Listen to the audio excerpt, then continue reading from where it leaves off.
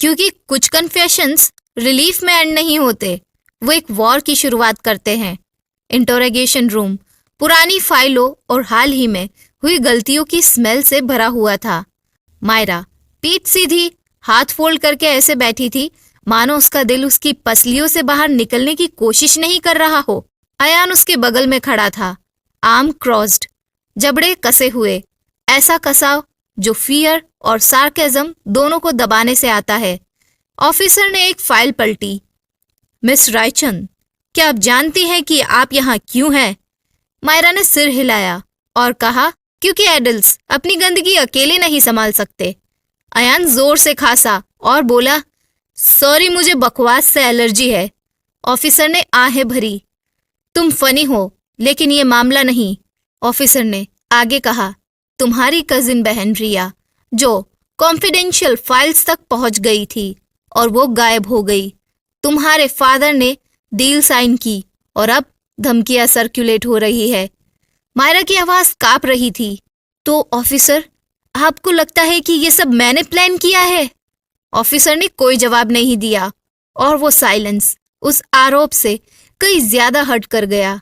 अयान आगे बढ़ा और बोला, मायरा को कल तक तो इस बारे में आधी बातें भी नहीं पता थी। ऑफिसर ने अयान से कहा, लेकिन तुम्हें कैसे पता कि उसे कुछ भी नहीं पता है? अयान ने जवाब दिया, क्योंकि झूठ बोलते समय मायरा आर्ग्यू करती है। मायरा ने अयान को घूर कर देखा।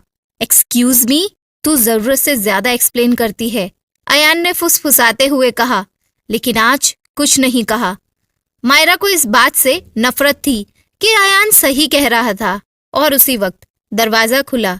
मायरा के पापा, अयान के dad, same room, same tension, same history. Ayaan ने बड़बड़ाते हुए कहा, वो फैमिली रीयूनियन एपिसोड। मायरा ने अयान को कोनी मारी। मायरा के पापा ने धीमी आवाज में कहा, ये मेरी रिस्पॉन्सिबिलिटी है। अयान के डैड ने आगे कहा, और मेरी गलती। ऑफिसर ने भौएं चढ़ाते हुए पूछा, so the kids are clean?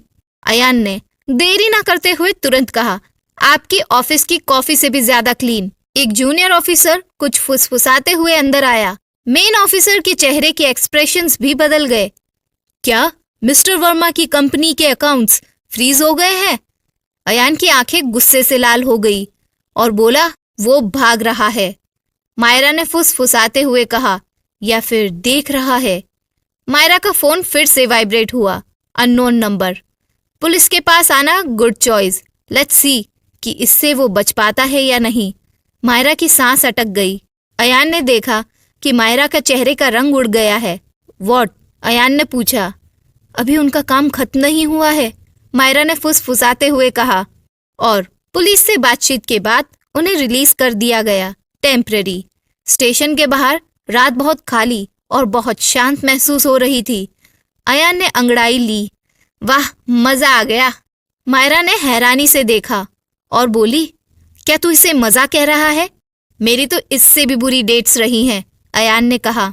Myra ना चाहते हुए भी हंस पड़ी, एक कांपती हुई, टूटी हुई हंसी जो रोने के बेहद करीब पहुंच गई। अयान ने तुरंत जोक मारना बंद कर दिया। दोनों अयान की कार के पास खड़े थे। स्ट्रीट लाइट्स ऐसे लपजप कर रही थी मानो उसे पता है कि कोई ना कोई कांड जरूर होने वाला है। मायरा ने पहले कहा, यह डेंजरस होता जा रहा है। मुझे पता है, अयान ने कहा। तू मेरी फैमिली के झमेले में नहीं घसीटा जाना चाहिए था, मायरा बोली। लेकिन अब बहुत देर हो चुकी है, अयान ने कहा। मायरा ने अयान की तरफ देखा। Maybe we should stop. ये जो भी चल रहा है। और ये बात अयान को हर्ट कर गई, किसी धमकी से भी ज्यादा। अयान ने गहरी सांस ली और बोला, अगर तू सच में ऐसा कहना चाहती है तो बोल दे। मायरा ने अपना मुंह खोला, लेकिन कुछ भी बोल नहीं पाई, because fear was not the same as doubt. उसी वक्त एक कार गुजरी। दूर से किसी की हंसने की आवाज आई।